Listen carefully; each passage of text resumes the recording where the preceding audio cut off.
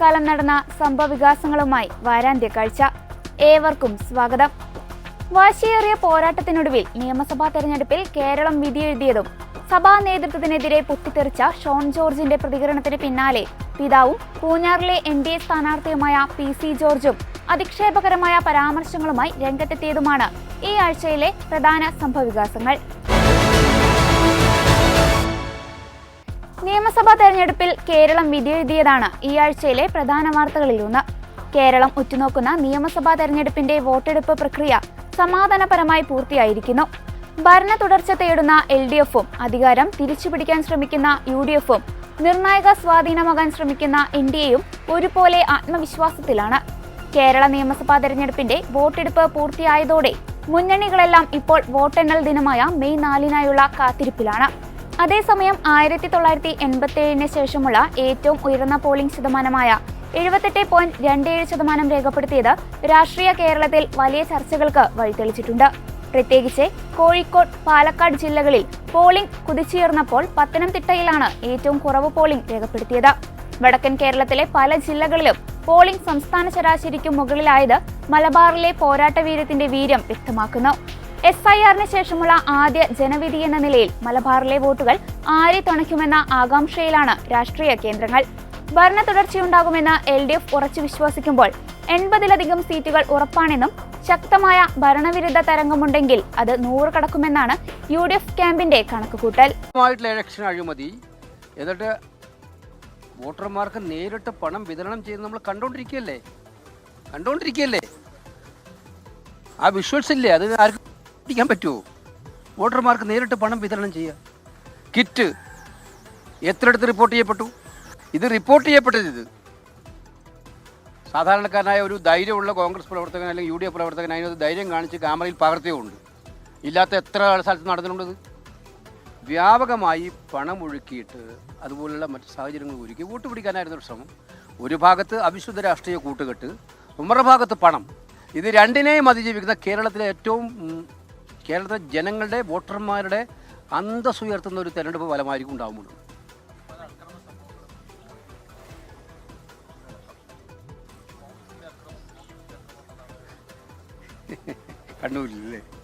കണ്ണൂരിൽ കോൺഗ്രസിൻ്റെ ആക്രമണം.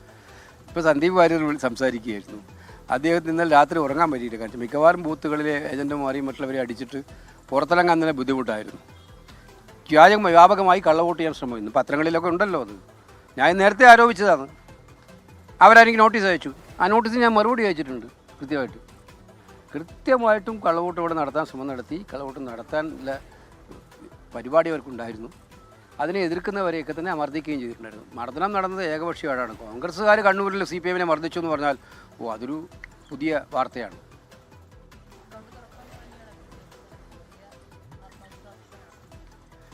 ഇതിനകത്തൊന്നും ആത്മവിശ്വാസം 4-ാം തീയതി വരെ ആർക്കും പ്രകടിപ്പിക്കാമല്ലോ. ഏതെങ്കിലും രാഷ്ട്രീയ പാർട്ടി ഞങ്ങൾ തോൽക്കുമെന്ന് പറയൂ? അതങ്ങനെ പറയാൻ പറ്റുന്നു? നമ്മൾ മനസ്സിലാക്കണ്ടേ. പക്ഷേ നിങ്ങൾക്ക് ജനങ്ങളുടെ മുമ്പിൽ നിങ്ങളുടെ എല്ലാം സുഹൃത്തുക്കളും സഹപ്രവർത്തകരും നല്ല അവിടെ റിപ്പോർട്ട് ചെയ്തു. ഗ്രൗണ്ട് റിയാലിറ്റി, ഇന്നലെ ഉണ്ടായ റിയാലിറ്റി ഒക്കെ എല്ലാവർക്കും മനസ്സിലാക്കാൻ പറ്റുമല്ലോ. അപ്പോൾ അതിനകത്ത് ഒരു സംശയത്തിനിടവേളയില്ല. ഞങ്ങളും ഇക്കാര്യത്തിലൊക്കെ തന്നെ പഴയ കാലത്തെ ഇലക്ഷൻ സങ്കല്പത്തിലൂടെ അല്ലല്ലോ ഈ ഇലക്ഷൻ ഞങ്ങൾ നേരിട്ടത് കൃത്യമായിട്ടുള്ള ഒരു പ്രൊഫഷണൽ ടച്ചോടുകൂടി തന്നെയായിരുന്നു. കൃത്യമായിട്ടുള്ള അജണ്ട ഉണ്ടായിരുന്നു. ഒരു ഘട്ടത്തിലും ആ അജണ്ടയിൽ നിന്ന് നമ്മൾ പിന്നോട്ട് പോയിട്ടില്ല. ഞങ്ങൾ മുന്നോട്ട് വെച്ച അജണ്ടയിൽ തന്നെ ഉറച്ചു നിന്ന് അത് ഡൈവേർട്ട് ചെയ്യാനുള്ള ഒരുപാട് ശ്രമങ്ങൾ ഉണ്ടായപ്പോഴൊന്നും അതൊന്നും ഇല്ലാതെ ആ ഒറ്റ നെറേറ്റീവിൽ മുന്നോട്ട് കൊണ്ടുപോയിട്ടാണ്. വയനാട് അവസാന ഘട്ടത്തിൽ ഇഷ്യൂ അതൊക്കെ അവർ സ്വയം അപഹാസ്യരായി എന്നല്ലാതെ അത് നമുക്കറിയാലോ, കാണുമ്പോൾ തന്നെ അറിയാലോ. അത് അവർക്കെതിരെ വന്ന ഏറ്റവും ഗുരുതരമായിട്ടുള്ള ആരോപണങ്ങളെ മറച്ചു പിടിക്കാൻ അവർ എന്തെങ്കിലുമൊക്കെ തന്നെ അവാസ്തവമായ കാര്യങ്ങൾ പറയാതെ. ഈ തെരഞ്ഞെടുപ്പിൻ്റെ നെറേറ്റീവ് എന്തായിരുന്നു? ഈ തെരഞ്ഞെടുപ്പിൻ്റെ നെറേറ്റീവ് തന്നതിൽ ഒരു പ്രധാനപ്പെട്ട നെറേറ്റീവ് തന്നത് LDF തന്നെയാണ്, പിണറായി വിജയൻ തന്നെയാണ്. അദ്ദേഹത്തിൻ്റെ ദീർഘകായ ചിത്രം വച്ചിട്ട് അല്ലാതെ മറ്റാരുണ്ട്? ഈ ചോദ്യമാണ് കേരളത്തിലുണ്ടായത്. അല്ലാതെ മറ്റാരുണ്ട്? കേരളത്തിൽ എത്ര ബോർഡിങ് തട്ടിയിട്ട് നടക്കാൻ പോലും പറ്റില്ലായിരുന്നല്ലോ. ഇത് മുകളിലായതുകൊണ്ട് കാല് തട്ടിയെന്നല്ല ഞാൻ പറയുന്നത്. എത്ര അർത്ഥത്തിൽ അത് ഗുണമായി, അതൊക്കെ ഗുണമായി. ആ ഓവർ പബ്ലിസിറ്റി അങ്ങനെ ഡോമിനേറ്റ് ചെയ്ത് ഞങ്ങൾക്ക് ഗുണമായി ഇതിനകത്ത്. പിന്നെ ഞങ്ങളുടെ ഗ്യാരണ്ടികൾ, കൃത്യമായിട്ടുള്ള ഗ്യാരണ്ടികൾ, വെറും നെഗറ്റീവ് പൊളിറ്റിക്സ് മാത്രം ഈ ഇലക്ഷൻ ഞങ്ങൾ വളരെ കരുതലോടെ തന്നെയാണ്. വെറും നെഗറ്റീവ് പൊളിറ്റിക്സ് മാത്രമല്ല കേരളത്തിന് മുമ്പിൽ വെച്ചത്, പോസിറ്റീവായിട്ടുള്ള ഞങ്ങൾ വന്നാൽ ചെയ്യാൻ വേണ്ടി പോകുന്ന കാര്യങ്ങൾ ജനം അത് കൃത്യമായിട്ട് മനസ്സിലാക്കിയിട്ടുണ്ടെന്നാണ് ഇന്നലത്തെ ഫലങ്ങൾ. ഇന്ന് സ്ത്രീകളുടെ പോളിംഗ് ശതമാനം വർദ്ധിച്ചാലും ഞങ്ങൾക്ക് വലിയ ആത്മവിശ്വാസം. ഉപമുഖ്യമന്ത്രി സ്ഥാനത്തിന് ലീഗിന് അർഹതയുണ്ടെന്നാണ് മുനവർ അലി തങ്ങൾ പ്രതികരിച്ചത്. എങ്ങനെയാണ്? ഞാൻ അത്തരം വിവാദങ്ങളിലേക്കൊന്നും ഇപ്പം ഞാൻ കടക്കാൻ ആഗ്രഹിക്കുന്നില്ല. കേരളത്തിലെ കോൺഗ്രസിൻ്റെ പ്രവർത്തകർ, UDFൻ്റെ പ്രവർത്തകർ, നേതാക്കളെല്ലാവരും എല്ലാവർക്കും വ്യക്തിപരമായ പ്രയാസങ്ങളും ബുദ്ധിമുട്ടുകളൊക്കെ ഉണ്ടായിരുന്നു. ചിലർക്ക് സ്ഥാനാർത്ഥിയാവണമെന്ന് ആഗ്രഹം ഉണ്ടായിരുന്നു, അത് പറ്റിയിട്ടില്ല. ചില പ്രാദേശിക പ്രശ്നങ്ങളുണ്ടായിരുന്നു. പക്ഷേ ഈ തെരഞ്ഞെടുപ്പ് ഞാൻ കഴിഞ്ഞ കുറേ ദിവസങ്ങളായി കണ്ടുകൊണ്ടിരിക്കുന്നത് അഹോരാത്രം രാവും പകലും കഷ്ടപ്പെടുന്ന UDFൻ്റെ നേതാക്കളെയും പ്രവർത്തകരുമാണ്. എല്ലാം മറന്ന് ഏത് ഡൈവേർട്ട് ചെയ്യാൻ ശ്രമം ഇടതുപക്ഷത്തിൻ്റെ ഭാഗത്തുണ്ടായാലും നേതൃത്വം പറയുന്നതിനൊപ്പം തന്നെ അതിനേക്കാൾ മുന്നിൽ നിന്നുകൊണ്ട് അതിനെ പ്രതിരോധിക്കാൻ കേരളത്തിലെ ഓരോ ബൂത്തുകളിലും, ഞങ്ങൾക്ക് ശക്തിയില്ലാത്ത ബൂത്തുകളിൽ പോലും പ്രതിരോധിച്ച പ്രവർത്തകനുണ്ട്, വൈബ്രൻ്റായ പ്രവർത്തകൻ. അതുപോലെ തന്നെ സോഷ്യൽ മീഡിയ, ഇപ്പം കേരളത്തിലായാലും കേരളത്തിന് പുറത്തായാലും ഗൾഫ് നാടുകളിലായാലും ഒക്കെ തന്നെ സ്വന്തം കയ്യിൽ നിന്നും ഫോൺ റീചാർജ് ചെയ്ത് തിരക്കിട്ട പണികളായിരിക്കും അവർക്ക് ജോലിയൊക്കെ ഉണ്ടാവും.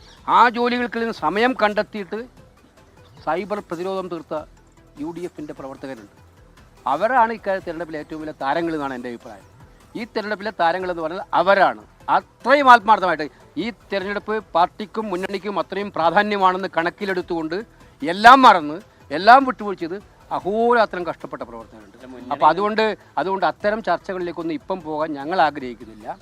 കൃത്യമായിട്ടും അതിനകത്ത് അത്തരം കാര്യങ്ങളൊക്കെ തന്നെ വിശദമായിട്ട് ഇരുന്ന് ചർച്ച ചെയ്യുമല്ലോ. ഇലക്ഷൻ ഫലം വരും, ചർച്ച ചെയ്യും. ഫലം വന്നു കഴിയുമ്പോൾ UDFന് ഭരണം ലഭിക്കുകയാണെങ്കിൽ മുഖ്യമന്ത്രി സ്ഥാനത്തെ ചൊല്ലി തർക്കമുണ്ടാവുന്ന മറ്റുള്ള പാർട്ടികൾ തന്നെ ഉന്നയിക്കുന്നു. അവർക്ക് എന്തെല്ലാം അവർ ഈ തിരഞ്ഞെടുപ്പിൽ ആദ്യം മൂലയെ തുറത്തന്നല്ലായിരുന്നു. എല്ലാവരും തമ്മിൽ തർക്കമാണ്, എല്ലാവരും തമ്മിൽ അടിയാണ്, ഞങ്ങളൊക്കെ പരസ്പരം കണ്ടാമുണ്ടില്ല. അതാണോ സംഭവിച്ചത്? ഈ തിരഞ്ഞെടുപ്പിനിടയിൽ ഞങ്ങൾ നേതാക്കന്മാർ തമ്മിൽ എല്ലാവരും എത്രമാത്രം സൗഹൃദത്തോടെയാണ്. മാത്രമല്ല ഞങ്ങൾ വെച്ച നെറേറ്റീവിൽ ഒരു ഡീവിയേഷനും ആരും നടത്തിയിട്ടില്ലല്ലോ. എവിടെയെങ്കിലും അഭിപ്രായ വ്യത്യാസത്തിന് ഇപ്പം പറയാൻ, പിന്നെ കോൺഗ്രസ് പാർട്ടിയിൽ അഭിപ്രായം പറയുന്ന പാർട്ടിയാണ്. പക്ഷേ പറയുമ്പോൾ അവർക്ക് എല്ലാവർക്കും അറിയാം ഏതറ്റം വരെ പറയണമെന്നൊക്കെ പറയാൻ എല്ലാവർക്കും അറിയാം. അതുകൊണ്ട് അത്തരം അഭിപ്രായ വ്യത്യാസങ്ങളൊന്നും എവിടെയും ഉണ്ടാകാൻ പോണില്ല. ഞങ്ങൾ ശക്തമായിട്ടുള്ള ഗവൺമെൻറ്റുമായിട്ട് വരും. സഹോദരി ചോദിച്ചത് വരുമെങ്കിൽ എന്നാണ്. വരുമെങ്കിലില്ല. ഇപ്പോൾ UDF വന്നിരിക്കും, കൃത്യമായ ഭൂരിപക്ഷത്തോടെ വന്നിരിക്കും.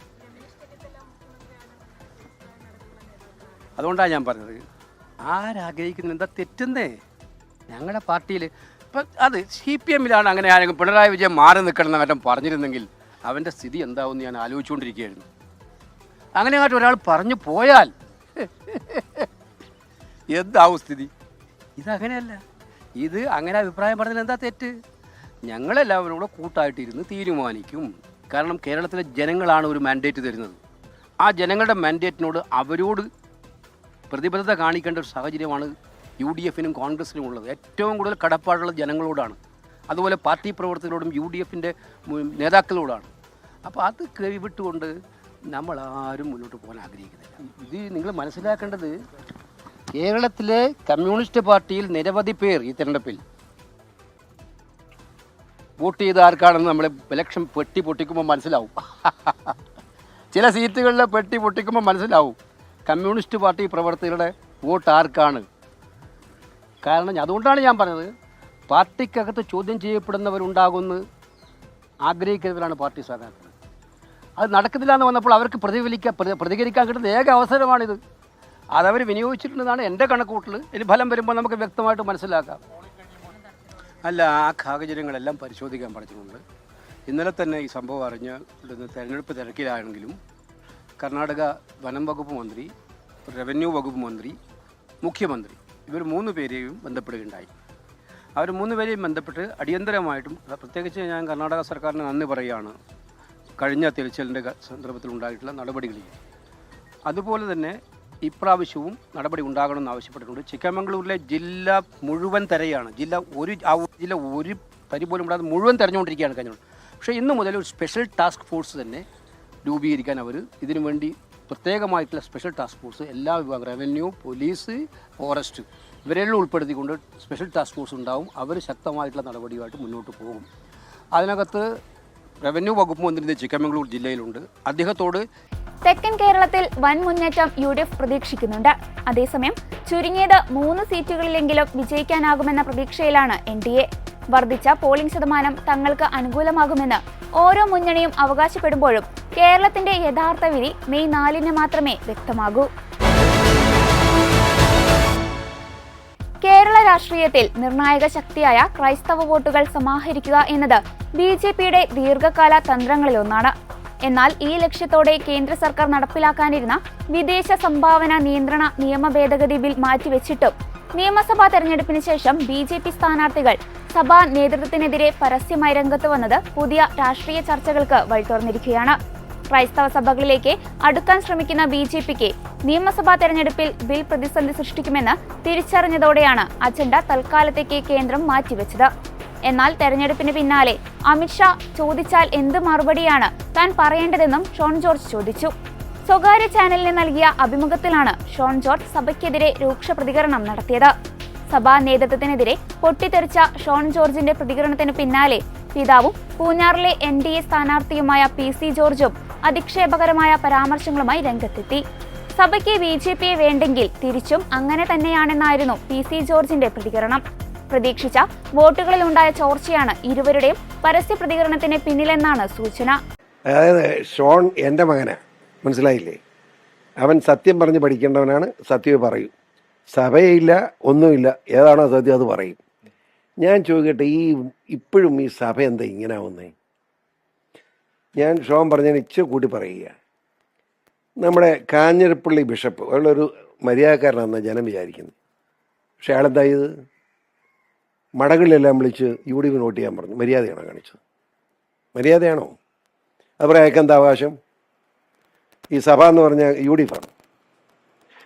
ഞാൻ ചോദിക്കട്ടെ, ഇവിടെ പൂഞ്ഞാറിൽ നിൽക്കുന്ന സ്ഥാനാർത്ഥികൾ 3 പേരാണ്. ഞാനും UDFും LDFും. ഈ സഭയ്ക്ക് എന്തെങ്കിലും ഗുണം കിട്ടിയിട്ടുണ്ടെങ്കിൽ അത് എന്നെ കൊണ്ടാണ്. മറ്റ് രണ്ടവന്മാർക്ക് എന്ത് കിട്ടി? അവന്മാർക്ക് എന്ത് കിട്ടിയിട്ടാണ് ഈ സഭ ഇങ്ങനെ വൃത്തികെട്ട പണി ചെയ്യുന്നത്? നാണം കെട്ടവന്മാർ.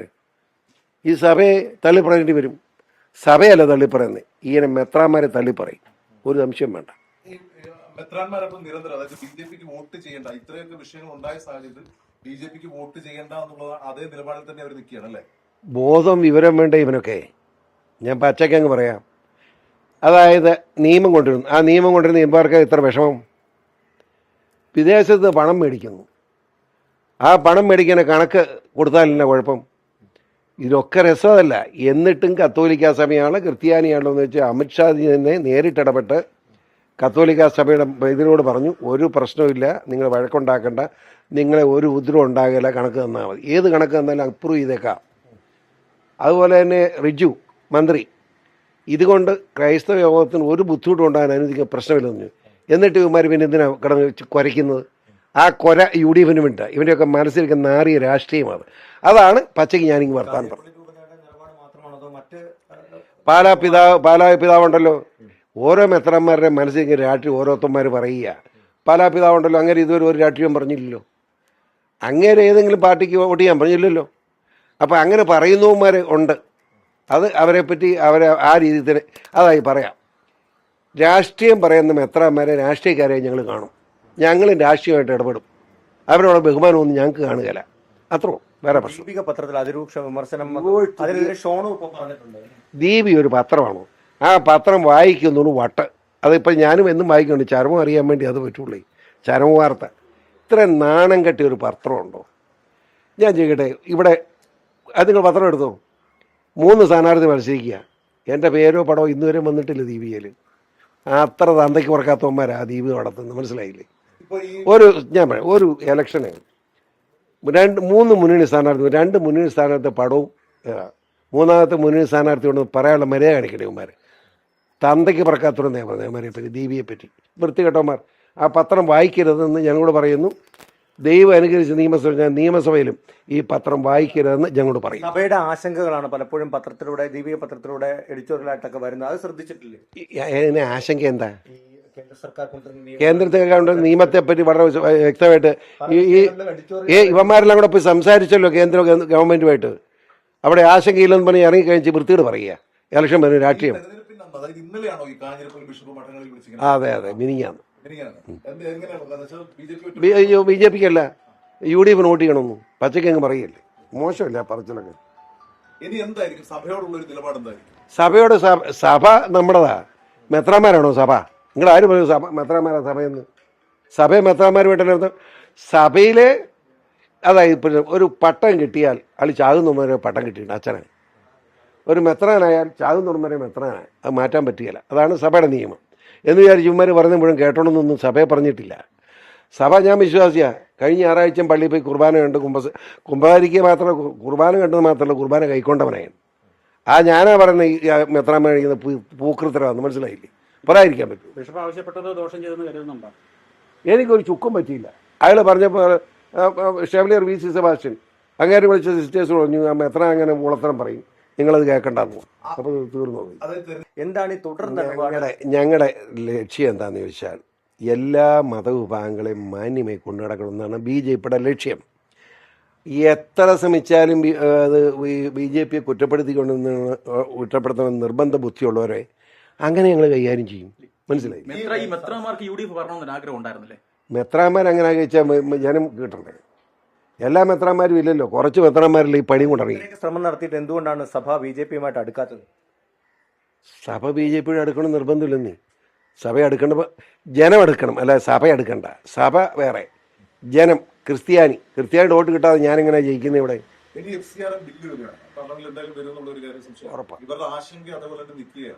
ആശങ്കയും കൊണ്ട് അവർ വീട്ടിൽ പോയി ഇരുന്നുണ്ടാൽ മതി. ആശങ്കയായിട്ടിരുന്നു സംശയം എന്താ? ഇവിടെ വിദേശത്ത് വരുന്ന പണത്തിൻ്റെ കണക്ക് കൊടുക്കണമെന്ന് ഞാൻ ഇത്ര വിഷമം. അപ്പോൾ മോട്ടിക്ക് യാതൊന്നല്ലേ ഇതിനർത്ഥം? ഇതിന് ആശങ്ക സഭയ്ക്കുണ്ടെന്ന് പറഞ്ഞാൽ സഭ തെറ്റ് ചെയ്യുന്നില്ലേ അർത്ഥം? എനിക്ക് അപമാനം തോന്നുക. കേന്ദ്ര ഗവൺമെൻറ് കൊണ്ടുവരുന്ന നിയമത്തിൽ പറഞ്ഞിരിക്കുന്നത് വിദേശത്തു നിന്ന് വരുന്ന പണം അത് എന്തിനു വേണ്ടി ചെലവഴിക്കുന്നു അതിന് കണക്ക് കൊടുക്കണം, അത്രേ ഉള്ളൂ. കത്തോലിക്ക സഭ ആശങ്ക പറഞ്ഞപ്പോൾ അവരെ വിളിച്ച് സംസാരിച്ച് മെത്രാന്മാരോട് സംസാരിച്ച് അവർ പറഞ്ഞു നിങ്ങൾ കണക്കിങ് എന്ന് വെച്ചാൽ മതി, ഞങ്ങൾ അപ്രൂവ് ചെയ്തോളാം.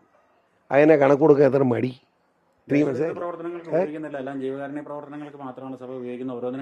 എന്റെ പൊന്നുമാനെ, നിന്നെ പോലെ മടയാനല്ലോ നീ. ഒരു ഏത് പത്രമാണ്? അങ്ങനെ ഒരു ഊളത്രം പറയും. അതൊന്നും ഞാൻ എൻ്റെ അടുത്ത് വേണ്ട.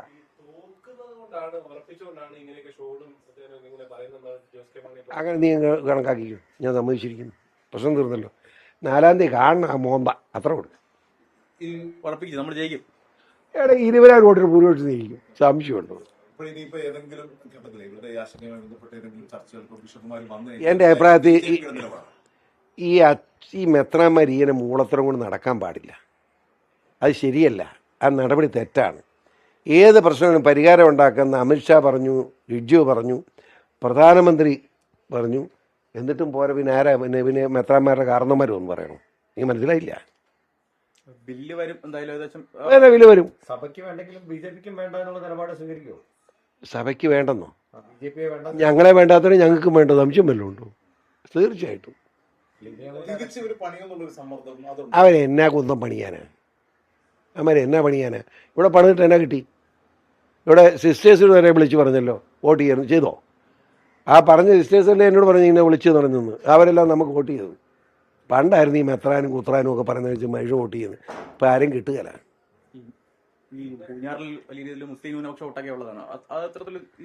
മുസ്ലിം ന്യൂനപക്ഷം ഉണ്ടെന്ന് പറഞ്ഞാൽ അതിനെപ്പറ്റി പറഞ്ഞാൽ ഈരാറ്റുപേട്ട ആക്കിയവനാണ് ഞാൻ.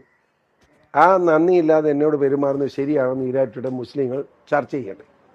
ഞാൻ അതിനെപ്പറ്റി അഭിപ്രായം പറയുന്നു. അവർ ചർച്ച ചെയ്യട്ടെ.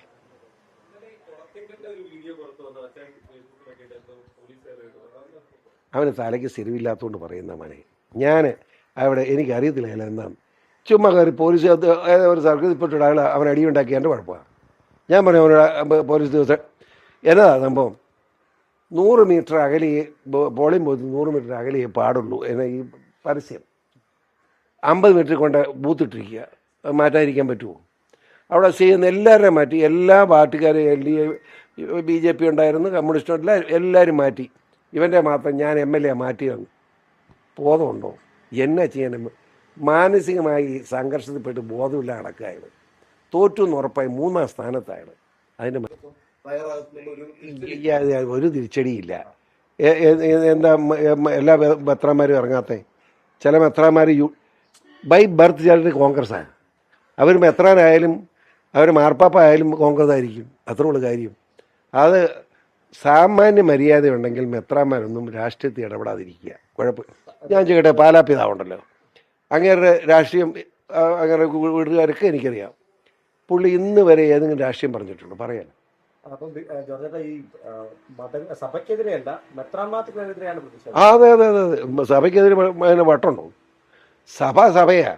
അതിനകത്ത് ചില മെത്രാന്മാർ കോൺഗ്രസ് ജ്വരം കയറി വിവരക്കേട് വിളിച്ചു പറയുക. അപ്പം നമ്മളതിനെപ്പറ്റി അഭിപ്രായം പറയേണ്ടി വരും. അങ്ങനെയുള്ള അഭിപ്രായം ഇപ്പോൾ പറഞ്ഞു. അല്ലാതെ ഒരു വിശ്വാസികളെ എവിടെ ചെയ്യാനും ഈ വിശ്വാസി ആരെങ്കിലും കേൾക്കുമോ? ഈ മെത്രാന്ന് പറഞ്ഞാൽ കേൾക്കുമായിരുന്നു, പിന്നെ എന്ത് എളുപ്പമാണ്? അത് അറിയില്ല. ഇനി കണക്ക് കാണിക്കാത്തവർക്കെതിരെ നടപടി അപ്പോൾ ഉണ്ടാവുമോ? ഇനി ഇതിന്റെ ഭാഗമായി ഉണ്ടാകണം എന്ന് ഞാൻ ആവശ്യപ്പെടുകയാണ്. പിന്നെ സഭയാണെങ്കിലും വേണ്ടില്ല, ആരാണെങ്കിലും വേണ്ടില്ല, വിദേശത്ത് പണം വാങ്ങിയിട്ടുണ്ടെങ്കിൽ അത് കണക്ക് കാണിക്കണം. അതിനകത്ത് ആദ്യം പ്രതിയാകാൻ പോകുന്നത് പിണറായി വിജയനാണ്. മനസ്സിലായില്ലേ? കണക്ക് കാണണം. കണക്ക് കൊടുത്തില്ല പിണറായി വിജയനും അകത്ത് പോകണം. പിണറായി വിജയൻ അകത്ത് കിടന്ന് പടപടാതെ പഠിക്കുന്ന കാണാൻ നീ ധൈര്യമായിട്ട്. കോട്ടയം ജില്ലയിലെ നിർണായക മണ്ഡലങ്ങളായ പാല, പൂഞ്ഞാർ, കാഞ്ഞിരപ്പള്ളി എന്നിവിടങ്ങളിൽ ക്രൈസ്തവ സ്ഥാനാർത്ഥികളെ ഇറക്കിയതിലൂടെ വലിയൊരു മുന്നേറ്റമാണ് BJP ലക്ഷ്യമിട്ടത്. പാലായിൽ മാണി സി കാപ്പനും ജോസ് കെ മാണിക്കും ഷോൺ ജോർജിനുമിടയിൽ ശക്തമായ ത്രികോണ മത്സരം പ്രകടമായിരുന്നു. എന്നാൽ സഭാ മുഖപത്രത്തിലൂടെ വന്ന BJP വിരുദ്ധ ലേഖനങ്ങൾ വോട്ടർമാരെ സ്വാധീനിച്ചുവെന്നാണ് ഇരുവരും പറയുന്നത്. അതേസമയം ക്രൈസ്തവ സഭയ്ക്കെതിരായ BJP നേതാവ് ഷോൺ ജോർജിന്റെ പരാമർശത്തിൽ പ്രതികരണവുമായി Kerala Congress M chairman Jose K Mani രംഗത്ത് വന്നു. ക്രൈസ്തവ സഭ എടുക്കുന്ന നിലപാടും അതോടൊപ്പം തന്നെ മതമേധാധ്യക്ഷന്മാർ എടുക്കുന്ന സാമൂഹിക വിഷയങ്ങളെടുക്കുന്ന ഇടപെടലുകളും രാഷ്ട്രീയമായി വലിച്ചിറക്കിയിട്ടുള്ള ഒരു കാലഘട്ടമില്ല. അത് തീർച്ചയായും നമ്മുടെ സഭാവിശ്വാസികൾ പരിശോധിക്കേണ്ടതാണ്. ഇതിപ്പോൾ നമ്മൾ കാണുന്നത് എന്താ? ഇവരുടെയൊക്കെ സ്വഭാവം നമ്മൾ നേരത്തെ കണ്ടിട്ടുണ്ട്.